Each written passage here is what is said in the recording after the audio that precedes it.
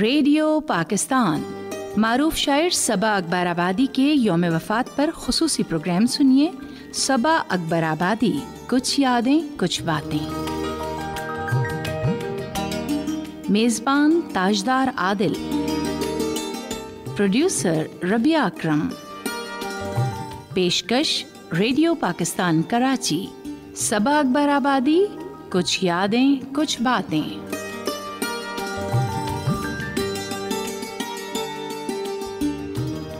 سامعین محترم، اس سے پہلے کہ میں مائکروفون پروگرام کے میزبان معروف شاعر، براڈ کاسٹر اور صبا اکبر آبادی کے صاحبزادے تاجدار عادل کے حوالے کروں، آئیے پروگرام کے آغاز میں ممتاز شاعر جناب سرور جاوید کے خیالات سنتے ہیں۔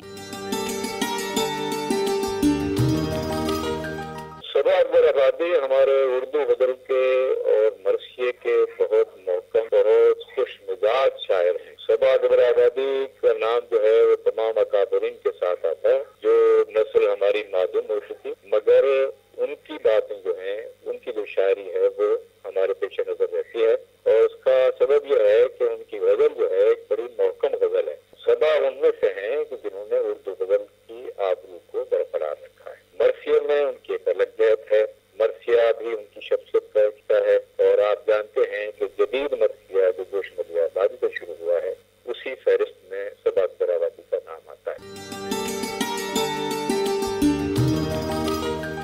یہ ہم ہی ہیں کہ تیرا درد چھپا کر دل میں کام دنیا کے بدفتور کیے جاتے ہیں۔ یہ شعر ہے حضرت صبا اکبر آبادی کا۔ آج 30 اکتوبر 2012 ہے اور حضرت صبا اکبر آبادی کی یاد کا دن۔ میرا نام تاجدار عادل ہے اور ریڈیو پاکستان کے اس خصوصی پروگرام میں آج آپ کی ملاقات ان تمام لوگوں سے ہوگی جو حضرت صبا اکبر آبادی کی شاعری اور فن کے بارے میں اپنے خیالات کا اظہار کریں گے۔ صبا اکبر آبادی کا ایک شعر ہے، بھیڑ تنہائیوں کا میلہ ہے، بھیڑ تنہائیوں کا میلہ ہے، آدمی آدمی اکیلا ہے۔ آئیے سہیل احمد صدیقی سے ان کے خیالات سنتے ہیں۔ ڈاکٹر احسن فاروقی نے صبا اکبر آبادی کے فن شعری پر تنقیدی خامہ آرائی کرتے ہوئے کہا تھا، صبا اکبر آبادی کا شعری ادراک بہت اعلیٰ ہے۔ ان کی شاعری ان لوگوں کے لیے مایوس کن ہے جو محض چونکا دینے کی شاعری ہی سمجھتے ہیں۔ صبا اکبر آبادی کی شاعری میں غزل کے علائم و رموز ملتے ہیں اور سمجھنے والے سمجھتے ہیں کہ صبا صاحب نے زندگی، انسان، قلبی کیفیات اور خارجی اثرات کو اپنی شاعری کا موضوع بنایا ہے۔ میں اتنے بڑے نقاد کی رائے کے بعد یہی کہہ سکتا ہوں کہ صبا صاحب ہمارے عہد کے چند نمایاں ذی علم سخنوروں میں شامل تھے۔ وہ نرے شاعر نہ تھے بلکہ انہوں نے نہایت اہم علمی ورثہ ہمارے لیے چھوڑا۔ مرزا سہارنپوری کے بعد وہ واحد شاعر تھے جنہوں نے غالب کا پورا کلام تضمین کیا، پھر اس پر مستزاد انہوں نے غالب کی فارسی رباعیات کا ترجمہ کیا، اور اس سے بھی مشکل نہایت عرق ریزی والا کام امیر خسرو کی تمام فارسی رباعیات، عمر خیام کی 100 رباعیات، حافظ شیرازی اور غالب کی فارسی غزلیات کا منظوم ترجمہ کیا۔ نئی نسل کے لیے یہ تمام علمی سرمایہ کسی انمول خزانے سے کم نہیں۔ صبا صاحب نے شاہ لطیف اور سچل سرمست کے سندھی کلام کے تراجم اور امیر حمزہ شنواری کے تعاون سے پشتو شاعری کے تراجم جیسے قابل قدر کارنامے بھی انجام دیے، جس سے ان کی لسانی ہمہ گیری اور حب وطن کا خوب اندازہ ہوتا ہے۔ حضرت صبا اکبر آبادی نے غزل، مرثیہ، نظم، غرض یہ کہ اردو شاعری کی تمام اصناف میں اتنا لکھا کہ بقول سید ذوالفقار علی بخاری لوگ تو اتنی باتیں بھی نہیں کرتے جتنے حضرت صبا اکبر آبادی نے شعر کہے ہیں۔ صبا اکبر آبادی نے دیوان غالب کی مکمل تضمین 1938 میں مکمل کی تھی۔ دیوان میر سامنے میرے تھا اے صبا، دیوان میر سامنے میرے تھا اے صبا، اشعار پر نشان لگائے تھے جا بجا، اشعار پر نشان لگائے تھے جا بجا، وہ آیا پاس بیٹھا نظر کی سمجھ گیا، وہ آیا پاس بیٹھا نظر کی سمجھ گیا، کھلتا کسی پہ کیوں میرے دل کا معاملہ، شعروں کے انتخاب نے رسوا کیا مجھے۔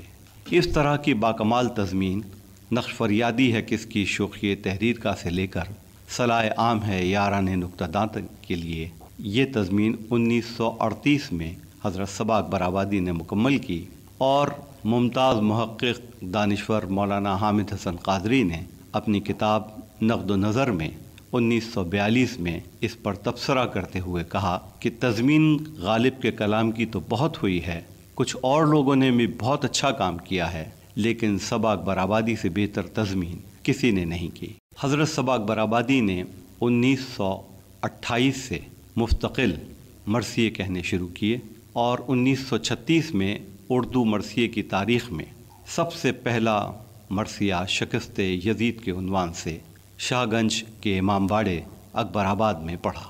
صبا اکبر آبادی نے جوش ملی آبادی اور صبا اکبر آبادی یہ دو ایسے شاعر ہیں جنہوں نے موضوعات کے تحت سب سے زیادہ مرثیے کہے، اور صبا اکبر آبادی کے مرثیوں کی تعداد 72 سے زیادہ ہے۔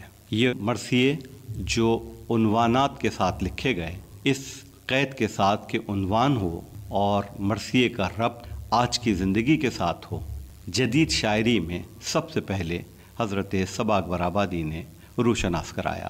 آئیے سحر انصاری صاحب سے سنتے ہیں کہ صبا اکبر آبادی نے غزل اور مرثیے کی اصناف میں اپنے سخن کے جوہر کس طرح دکھائے۔ ظاہر ہے ان کا شمار اساتذہ میں ہوتا تھا اور بہت ان کے کلام میں تنوع ہے، وہ کوئی ایک فن کے آدمی نہیں تھے۔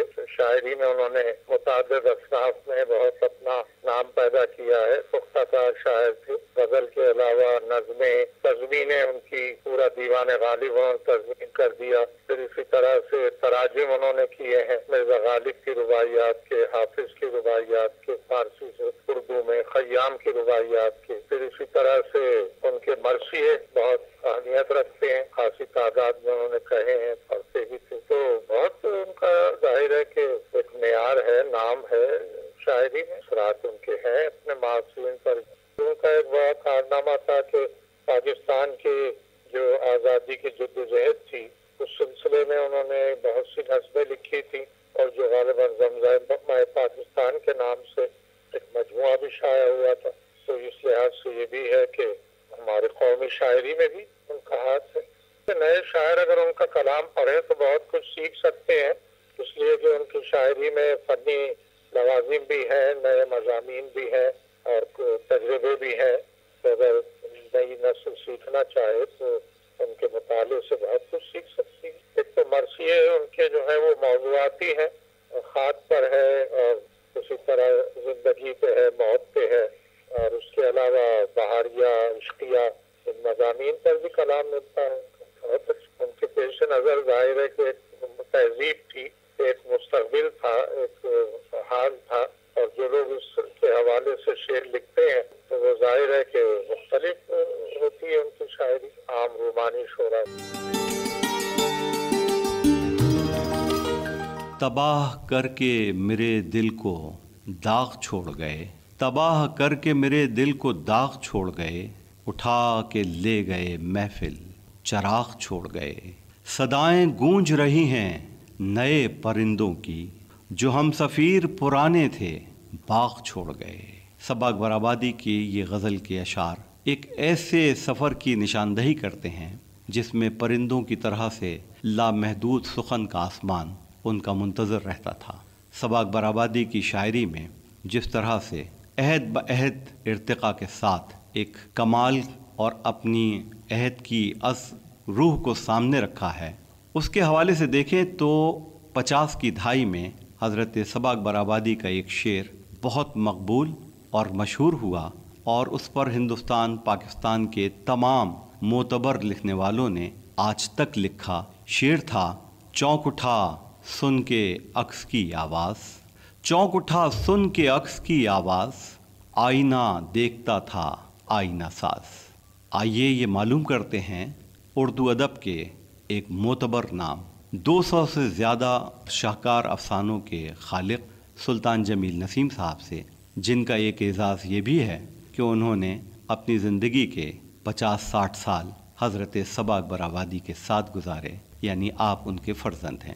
سلطان جمیل صاحب سے معلوم کرتے ہیں کہ چونک اٹھا سن کے عکس کی آواز والے شعر میں آخر کیا ہوا تھا کہ ہندوستان پاکستان کے तमाम शायरों, अदीबों और मोतबर नामों ने इस गुफ्तगू में हिस्सा लिया था। 1955-56 में जब रेडियो पाकिस्तान हैदराबाद के रीजनल डायरेक्टर हफीज़ होशियारपुरी साहब, उन्होंने अपने दौलत खाने पर एक मुशायरा रखा बयाद गालिब। मैं भी सबा साहब के साथ मुशायरे में गया, सबा साहब की सदारत में मुशायरा। अच्छा, और ये जो मुशायरा था ये गालिब की ज़मीन, मैं हूँ अपनी शिकस्त की आवाज़, उसमें था। मिसरे के ऊपर तरही मुशायरा था। तो इसमें सबा साहब ने कहा कि साहब बउजलत मैंने 2 गज़लें कही हैं और एक गज़ल पेश करता हूँ।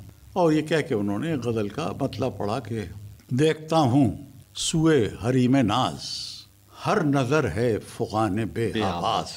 बस इस गज़ल का उठ गया मुशायरा और बहुत वाह हुई। और वहाँ इलियास इश्की साहब के वालिद मौलाना रज़ी भी मौजूद थे। उनका इस गज़ल ख़त्म होते ही उनका इसरार शुरू हुआ कि नहीं साहब वो दूसरी गज़ल भी सुनाइए। तो उन्होंने जब दूसरी गज़ल शुरू की और उसका मतलब पढ़ा कि चौंक उठा सुन के अक्स की आवाज़, आईना देखता था आईना साज। मैं सबा साहब की तमाम गज़लें उस ज़माने में उनकी ब्याज में नक़ल किया करता था। तो मुशायरे में से आके जब मैंने उनकी ये दोनों गज़लें नक़ल की तो ये दूसरी गज़ल का मतलब जब मैं लिख रहा था तो लिखते में मैंने सोचा कि इसके मानी क्या हैं। चौंक उठा सुन के अक्स की आवाज़, आईना देखता था आईना साज। और जब मेरी समझ में इसके मानी कोई नहीं आए तो मेरे एक दोस्त थे इर्तिज़ा आज़मी मरहूम, उनसे तस्करा किया और उन्होंने कहा भाई बजाय इसके कि तुम मुझसे बहस करो इसके बारे में, ऐसा करते हैं कि सबा साहब को ख़त लिखो। मैंने सबा साहब को एक पोस्ट कार्ड लिखा कि साहब ये मतलब मेरी समझ में नहीं आया।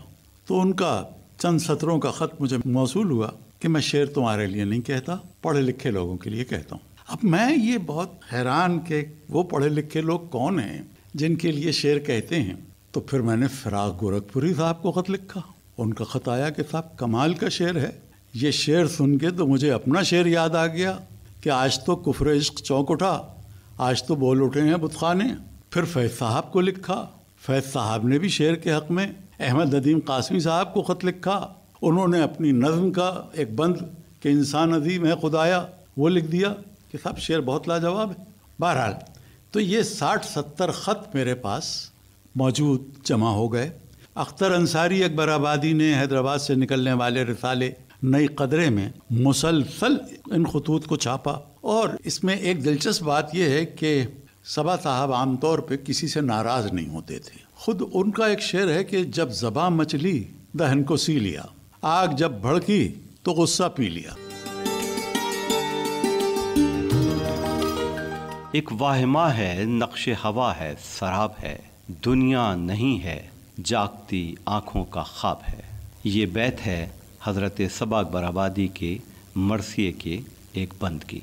हज़रत सबा अकबर आबादी की एक रुबाई है। सरमाए ईमान व वफ़ा हाजिर है, कूचे का मोहम्मद के गदा हाजिर है। चेहरा नहीं आवाज़ तो अब भी है वही, शब्बीर की मजलिस में सबा हाजिर है। आइए इस दौर के एक मुमताज़ मुहक़्क़िक़ डॉक्टर मोहम्मद अली सिद्दीकी से उनके तासुरात सुनते हैं।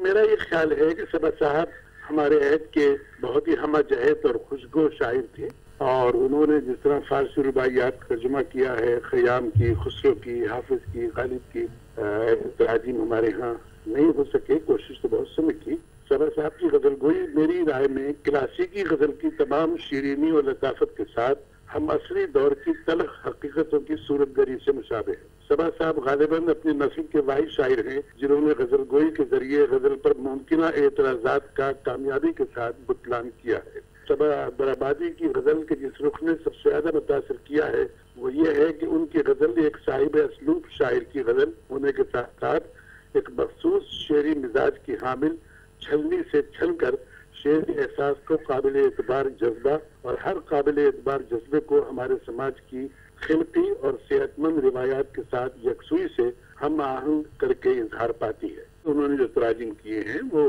फारसी और उर्दू के کے مزاج کو سمجھ کر وہی مترجم اچھے کر سکتا ہے جو فارسی اور اردو کے مزاج سے واقف ہو. میرا خیال یہ ہے کہ صبا صاحب سمجھتے تھے کہ خیام کی کیا روح ہے خسرو کے بارے میں، زمان کے بارے میں.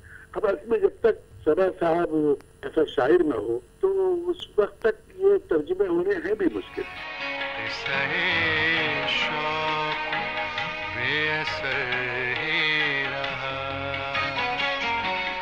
فسانہ بھی مختصر ہی رہا، قصہ شوق بے اثر ہی رہا.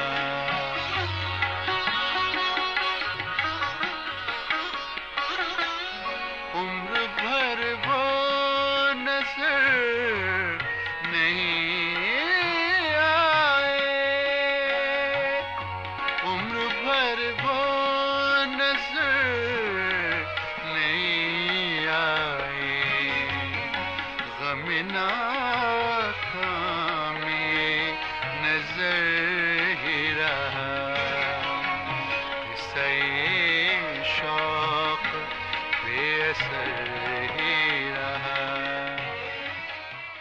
آئیے صبا اکبر آبادی کے اس انٹرویو میں شاہدہ حسن کیا پوچھ رہے ہیں ہم بھی سنتے ہیں. صبا اکبر آبادی ہم عصر شعری دنیا میں ایک نمایاں اور ممتاز مقام رکھتے ہیں.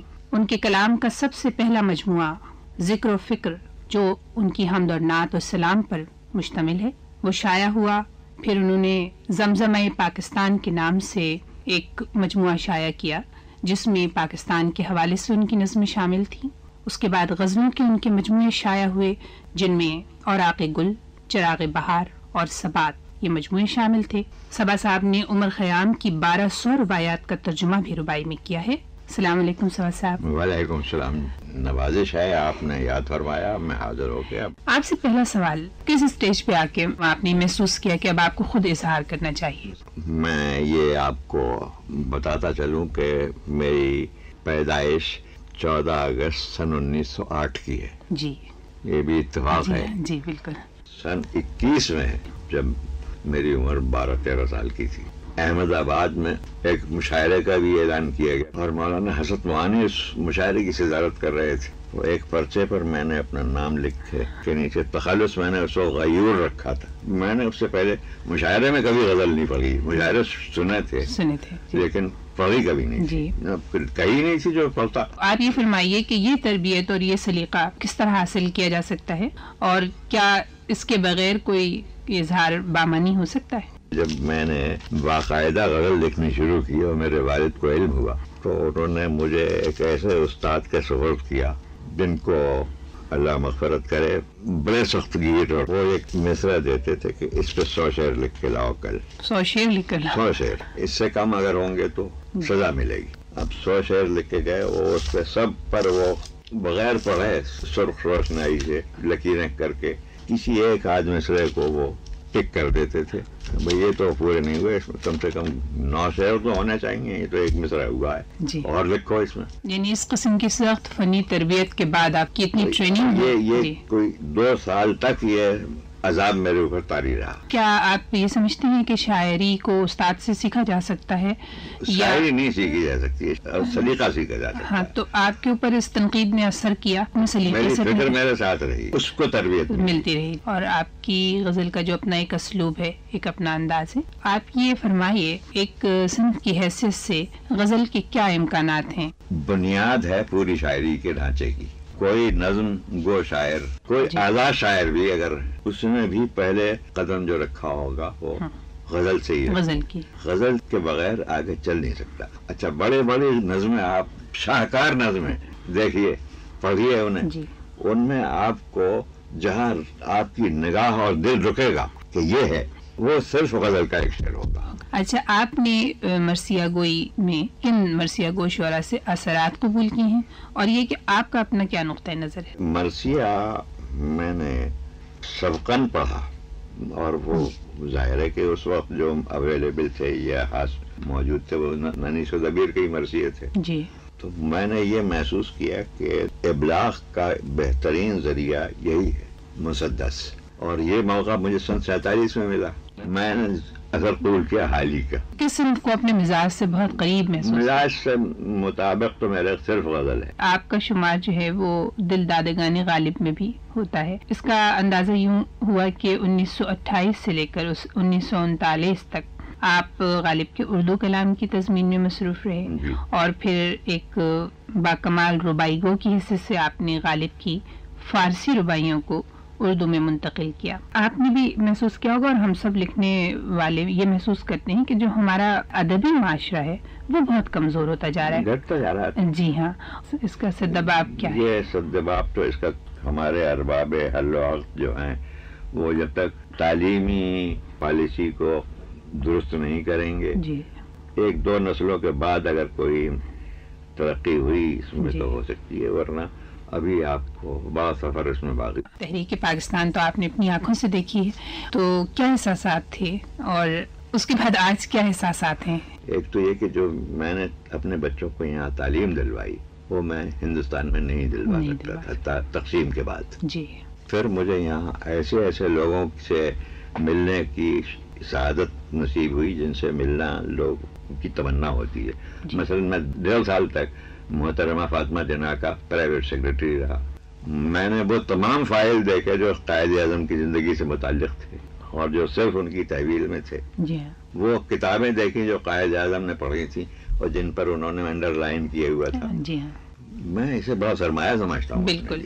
صبا صاحب ہمیں اور ہمارے سامعین کو اپنے کلام سے اگر آپ نوازیں. ملاحظہ فرمائیے. میں تلخ ضعیفی پی رہا ہوں، میں تلخ ضعیفی پی رہا ہوں، جوانی کی سزا میں جی رہا. سبحان اللہ. میں تلخ ضعیفی پی رہا، جوانی کی سزا میں جی رہا ہوں. میسر کب ہوئی منزل جنوں کی، میسر کب ہوئی منزل جنوں کی، خراب ہوش و آگاہی رہا ہوں.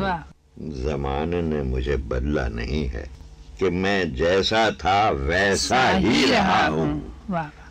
بزرگوں کی روایت کو بچانے، بزرگوں کی روایت کو بچانے شکستہ قلعے کا فوجی رہا. سبحان اللہ. بزرگوں کی روایت کو بچانے شکستہ قلعے کا فوجی رہا ہوں. فضا دیکھی ہے ہر ایک سرزمین کی، فضا دیکھی ہے ہر ایک سرزمین کی، ہمیشہ اکبر آبادی رہا، ہمیشہ اکبر آبادی رہا. فضا دیکھی ہے اور گدائی کر کے باب مصطفیٰ پر، باب مصطفیٰ پر صبا دنیا سے مستغنی رہا. سبحان اللہ. حضرت صبا اکبر آبادی کی باتیں آپ نے سنی. تیری نظر ہے میرا دل ہے کیا کیا جائے، جنوں خرد کے مقابل ہے کیا کیا جائے. تیری نظر ہے میرا دل ہے کیا کیا جائے، تیری نظر ہے میرا دل ہے کیا کیا جائے، جنوں خرد کے مقابل ہے کیا کیا جائے، کیا کیا جائے، تیری نظر ہے میرا دل ہے کیا کیا جائے. اس طرح کے شعر کہنے والے صبا اکبر آبادی کی بہت سی باتیں، بہت سے لفظ ابھی منتظر کلام ہیں. حضرت صبا اکبر آبادی کے اس شعر کے ساتھ تاجدار عادل کو اجازت دیجیے. ملتے کہاں ہیں ایسے محبت رسیدہ لوگ، کرتے رہو ہماری زیارت کبھی کبھی. ابھی آپ محترم صبا اکبر آبادی کے یوم وفات پر خصوصی پروگرام سن رہے تھے. صبا اکبر آبادی، کچھ یادیں کچھ باتیں. میزبان تھے تاجدار عادل، صدابندی انوار حسین، تدوین آصف احمد، پروڈیوسر ربیہ اکرم، پیشکش ریڈیو پاکستان کراچی.